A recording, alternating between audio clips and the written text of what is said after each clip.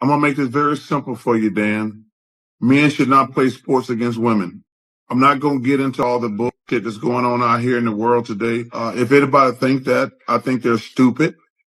I'm not, like I say, I support the gay community 100%. I support the transgender community 100%. But I do not, under any circumstances, under zero, think that men should play sports against women.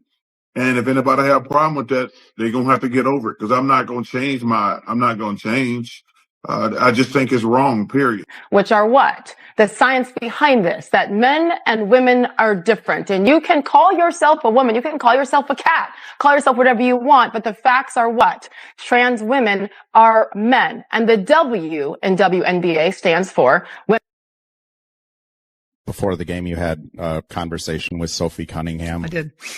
If you want to share what you talked Absolutely about, feel not. free. But Absolutely not. More of my question is just how important is it to have those like in-person conversations with people that I think it's have great. different views? I think it's great. I think both of us understand that we have platforms, and, we both talked about, wanting to, more than anything, educate. And there are some things. I am back once again with another incredible video for you today.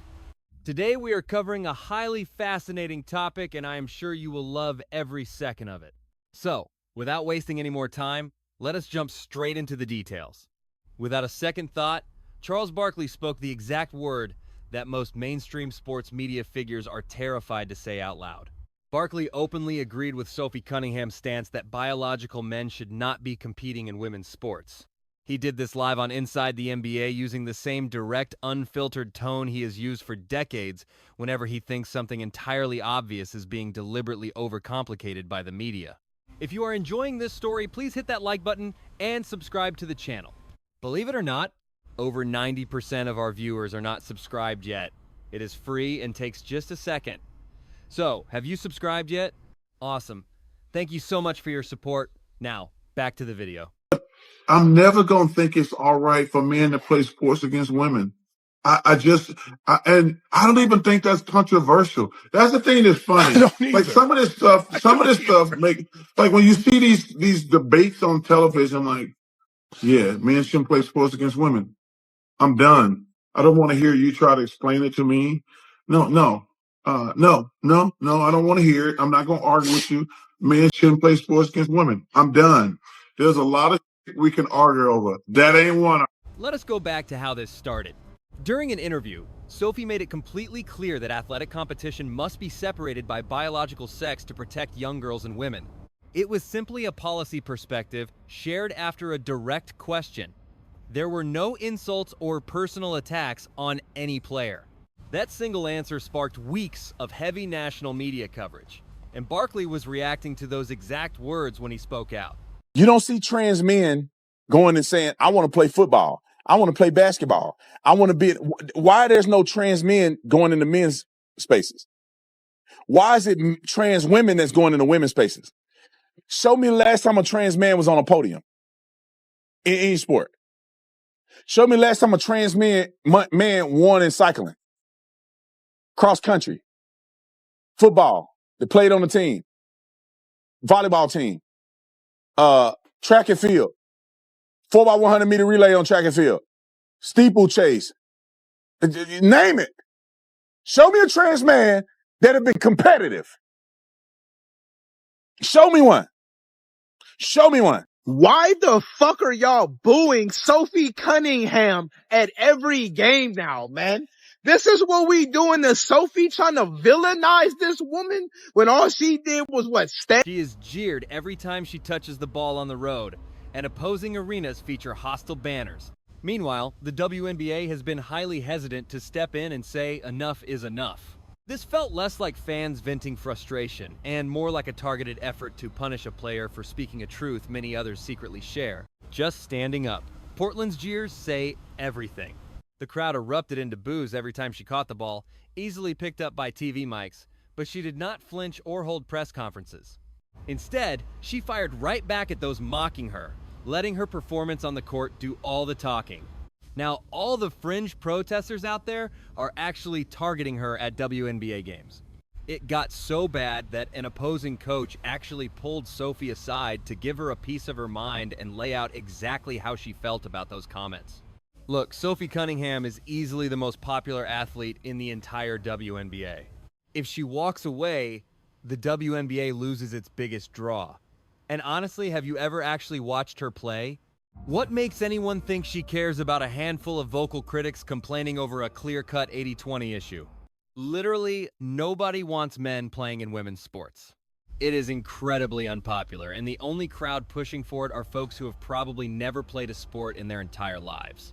But alcohol is only one part of the story. At road games, banners specifically designed to humiliate her over her ESPN remarks started appearing, and arena security has been forced to step in several times when clashes between fans holding opposing signs boiled over. This kind of crowd hostility over off-court drama is extremely rare for a WNBA game. That alone shows how far this situation has escalated past actual basketball. We were completely respectful, just holding our signs and cheering for both teams. Then this older lady approaches us. At first I thought she was going to be friendly and she asks us, "What are you guys doing?" or something along those lines. Then she suddenly says that Jesus loves everyone. That is exactly what she said, and I told her I know. I am actually religious myself, so I know. And then she says, "Well, I hope Jesus can forgive you for the sins you have committed," or something like that. After that, she told us we were being totally insane, and she kept insisting you have to do better. Stop doing this, and quit pulling these stunts. She even said that God could save us. She literally said for you to come out here and pull this garbage, and yes, she used the actual curse word. Did she say effing insane or the F word? No, she said the word. And did anyone nearby speak up to defend you? No, nobody. Honestly, when I walked over, you were crying. Yeah, I have never been screamed at like that before. I have dealt with internet trolls before, but that does not really get to me because they are just random people online. That was when the flashpoint arrived. Celeste Katon, a co-owner of the Seattle Storm, confronted two teenage girls sitting courtside over a sign that simply read, "Thank you to Sophie for standing up for girls in sports." No hate on that sign, no attack on any player, just appreciation. But before the night ended, one of the young girls was brought to tears after Katon told them their sign was crazy and that they needed forgiveness. Once the footage went viral, the league stepped in to fine and suspend Katon, but only after intense public pressure. When Barkley finally addressed the situation on television, he did so against that exact backdrop. He was not just giving some abstract opinion on a policy debate. He was reacting to a situation that was already causing real-world harm. Two kids who went to a game to support a player they admired were left deeply shaken after an adult in power decided to harass them over a simple sign.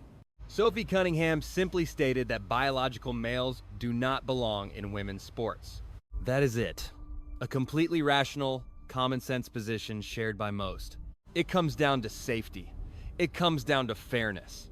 This is not some campaign against transgender kids, but this opposing coach acts like that is exactly what she is doing. It is a classic straw man argument trying to paint Sophie as someone who hates trans kids, excludes them, and acts maliciously. Honestly, it is incredibly foolish, deeply malicious, and highly calculated. This is how they silence people, but Barkley did far more than just agree with her. He took things a step further and issued a blunt warning directly to the league, warning them that they need to be extremely careful with how they handle this situation. He argued that punishing a player for sharing a sincere opinion sets a highly dangerous precedent for everyone, coaches, players, and front office executives alike. Considering Barkley's massive platform and his reputation for speaking his mind regardless of who gets offended, that warning carries serious weight. And because Barkley was not the only major sports figure speaking out, this story quickly exploded far beyond a single news segment. The moment his comments went viral, prominent figures from all corners of the sports world began sharing their own perspectives. Besides, almost none of them agreed with the official stance of the WNBA on this whole situation. So, she simply speaks the truth. She brings up basic common sense only to face massive backlash. She basically says biological men should not compete in women's sports. Why is that so controversial? I just do not get it. It is a straightforward statement, and she stood her ground. That is exactly what I respect when people speak up. Do not back down. If you say it, own it, and she absolutely did. She backed up her words. She is not retreating, no matter how much heat she takes. Look, this is an 80-20 issue. 80% of the country agrees with her. But that other 20% is coming down hard. Let them, who cares? I just love that she stood strong. I respect what she stands for. She plays hard. She is really good. Now, like I said, I do not watch the WNBA, but I like those two players. Naturally, she will face heat from teammates and opposing players. Look, the league is widely known to be quite progressive, which is completely fine. I have zero issue with that. My own daughter is gay. Absolutely no issue there. I have honestly got zero problem with any of it. But the way they force certain agendas on the audience is frustrating. That is precisely why I do not tune in to support their games anymore. Among the first football players to voice his support was former Chicago Bears linebacker Brian Urlacher. He stated flat out that he could not understand why an honest take on competitive fairness was being treated as a major scandal. Former NBA center and current ESPN analyst Kendrick Perkins took a slightly more cautious route, but he reached a very similar conclusion. Athletes ought to be free to answer questions honestly without their entire season turning into some kind of political litmus test. Never one to stay quiet for very long. Shaquille O'Neal weighed in on his podcast, suggesting that the entire ordeal was blown out of proportion by people just looking for a reason to be mad. It was not just retired athletes. Active broadcasters and former Olympians quickly joined the fray, making this situation feel very different from a standard sports talk radio debate. Sage Steele, a longtime advocate for fairness in female athletics, publicly defended the two teenage girls who were confronted by Katon, arguing that their treatment reflected poorly on the Storm organization, no matter how people felt about the actual underlying issue. People are trying to weaponize words like kid and children to manipulate everyone's emotions. They ignore the basic facts and the science showing that men and women are simply different. You can identify as a woman or even a cat. You can call yourself whatever you want. But the reality is that trans women are male and the W in WNBA stands for women. I absolutely detest when words get weaponized like that. Sophie Cunningham made her position perfectly clear from the start. And remember, she did not even bring this up. She was approached by an ESPN reporter on the subject and answered honestly. As the storm brewed, she took to Twitter to reiterate that she was not trying to exclude a single soul. Everyone is welcome at her table, but this is still the WNBA. The perspective of Steele carried weight because she was not viewing things from inside the NBA circle like Charles Barkley was. She looked at it as a seasoned broadcaster who has spent many years reporting on major sports controversies. She knows the difference between an athlete sharing a belief and an athlete attacking another person. In her eyes, Sophie never crossed the line. The heavy backlash simply revealed far more about our modern social climate than it did about her actual words. Soon, several other prominent voices began to chime in. Riley Gaines, the retired collegiate swimmer and vocal champion for female sports equity, publicly praised Barkley for using his massive reach to highlight issues she had championed for years, even though she speaks as an activist rather than a typical media pundit. Various golf commentators and even a few retired major league players quickly shared their thoughts on social media. Most of them echoed the exact same sentiment. An athlete simply giving an honest answer should not spark an organized campaign against her. Did you actually find Sophie Cunningham's comments to be anti-trans? No, not even close. Dan, she went out of her way to say she loves everyone. This whole thing is about science, fairness, and protecting female sports. Because guess what? Until quite recently, women had our own massive hurdles to overcome. We could not even vote, and historically speaking, that really was not all that long ago. They were kept from voting and could not even open accounts without a husband's signature. Women fought incredibly hard for the right to enter the workplace. They had to battle for all of those things. Yet, now that we have finally leveled the playing field, a completely new layer of grievance has somehow emerged. It always shifts back to grievance, but this is simply about defending what women have earned, not about hating anyone. Perkins went into even more detail during a First Take segment, explaining that he has covered dozens of athletes who made controversial remarks over the years. What really stood out to him about Sophie's situation was how remarkably calm and composed she remained, never firing back, never resorting to insults, even as the public backlash kept growing louder. He pointed out that plenty of NBA players have made far more explosive comments about highly sensitive issues without ever facing the kind of organized blowback that Sophie has been dealing with. Not everyone stood by Sophie's side, though, and we have to be completely honest about that. Several current WNBA players and a few coaches pushed back quite aggressively, claiming her comments, regardless of her actual intent, created a hostile environment for both teammates and opponents who did not fit into the neat categories she was describing. A couple of sports analysts on rival networks accused Barkley of weighing in on an issue he did not truly understand, claiming his remarks oversimplified a highly complex debate surrounding inclusion in modern sports. That resistance is just as critical as the backing, showing that this is not just a single irate legend going up against an entire league. It is an honest disagreement between real people on both sides, each holding incredibly strong views on what fairness in sports should actually look like. A few athletes have openly declared that while they respect Sophie as a competitor, they simply do not buy into her framing of the issue. They argue that the conversation about inclusion demands much more depth than what can ever be captured in a quick soundbite from a post-game interview. The comments from Brittney, which landed somewhere in the middle ground rather than taking one extreme side, added even more depth right before a matchup against Sophie's team. Gurrier told reporters that dealing with the whole situation had become incredibly frustrating, voicing her annoyance over the sheer volume of noise surrounding one quick interview response, rather than taking aim at Sophie's right to hold her own views. But honestly, that is completely beside the point. Sophie Cunningham turning into the champion for protecting women and young girls is literally the most hilarious thing I have ever witnessed. For starters, she keeps claiming this is not about trans athletes. She says it is about protecting young girls, not about locking trans athletes out. Yet, you worked as a ring girl for someone with multiple allegations of abusing women. On top of that, an old teammate called you out for voting for someone who faced serious allegations involving young women and young girls. Young girls, right? So now, all of a sudden, she is the face of protecting young girls and women while acting like a total hypocrite. And that is just one piece of this conversation. Closing the door on trans athletes seems to be the massive focus of everything right now. But trans athletes are just minding their own business. I have not seen a trans woman. Some viewed it as Gurrier quietly calling out Sophie for starting this mess, while others thought Gurrier was just complaining about the media circus and endless questions rather than Sophie herself. Exactly which interpretation hit closest to home became clear based on what happened next. And this is exactly what I mean when I say we are living in a completely backward society. Sophie Cunningham, one of the most prominent WNBA players in the game today, is actively trying to stand up for women's rights. Yet, the very women she is trying to protect are tearing her down because your actual goals do not seem to matter to them. Your intentions do not matter. To them, it just looks like you support Trump, and these women are suffering from total Trump derangement syndrome. They do not get that you are trying to make female sports safer and fairer, so they never have to step into a ring and fight a man. So they do not have to train their entire lives just to be beaten by some guy who was not good enough to make the NBA.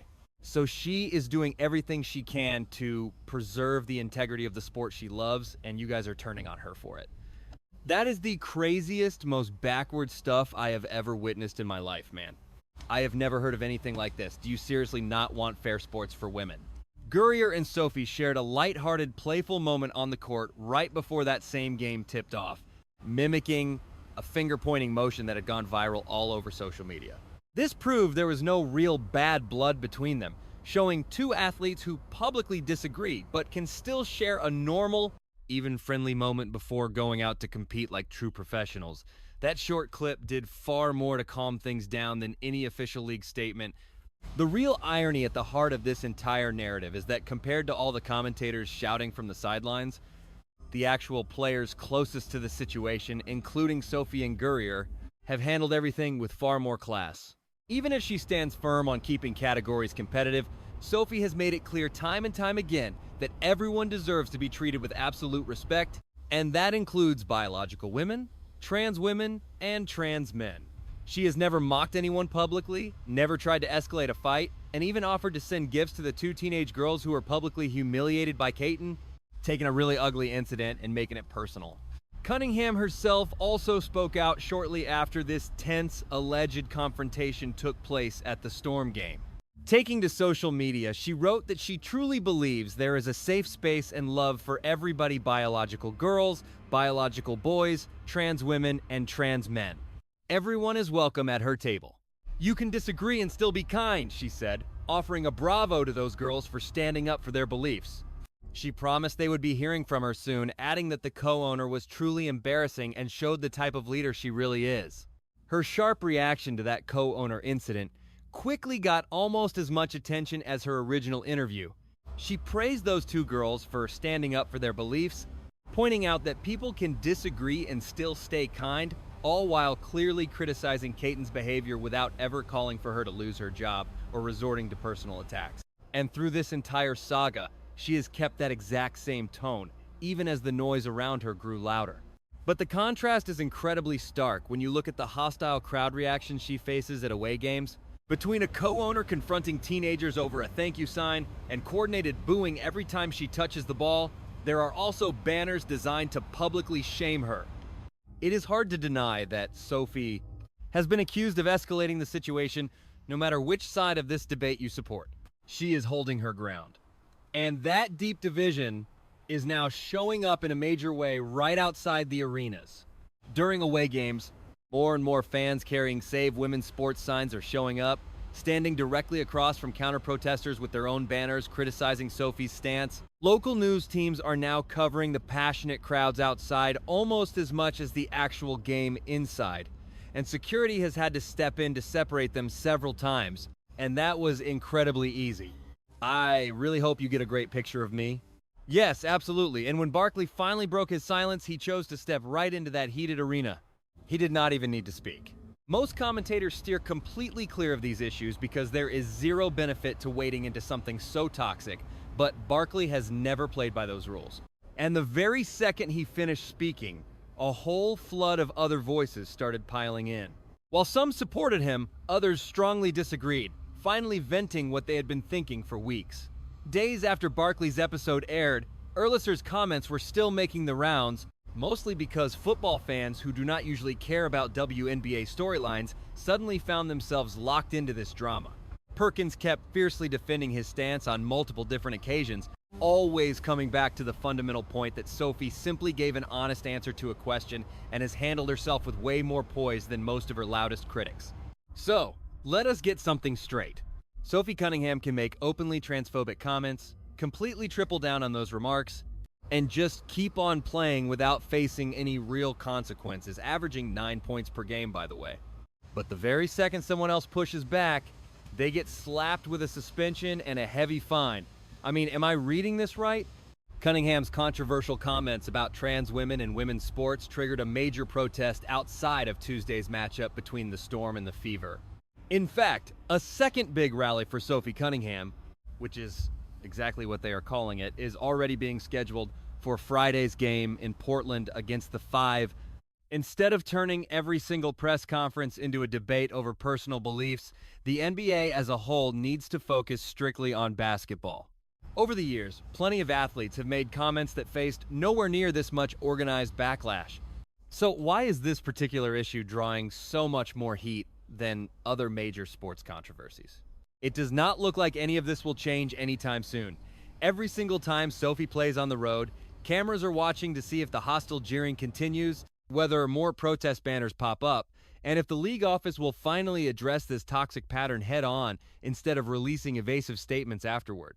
This entire narrative gets new life on a different platform every single time. A major voice from across the sports world decides to weigh in, whether they are standing in her corner or against her, arguing you shouldn't respect Sophie Cunningham just because she is risking her career, and speaking her truth. We are trying to protect our women and girls, making sure they have the opportunity to compete and see their hard work pay off. It is all about ensuring they get to play on a truly level playing field. To me, that is the single most important issue. Put all other things aside, I want to see more women actually speaking out about this. This is sports we are talking about. Athletics must offer a fair and level playing field, and allowing biological men to compete against women simply robs them of their opportunities. That is number one. Simple. If we are talking about sports, everything should center on fairness and equality on the field, and right now this is just not fair. I completely agree with the other issues too, like protecting our women and keeping them safe in locker rooms. But in the arena of sports, this has to be the primary issue. Nobody is talking about it enough, and we need more women speaking up because this is stealing opportunities from hardworking girls and women. All of this makes it incredibly clear that Sophie Cunningham never asked to be at the center of a massive national debate over equity in women's sports. She simply gave a completely honest answer to a question, stood by her words despite all the backlash, and kept her cool as the storm around her grew even worse. This debate was not actually started by Charles Barkley breaking his silence, but it definitely confirms what many suspected, that far more people in the sports world agree with her than the loudest online critics would ever let you believe. Thank you for watching. God bless you.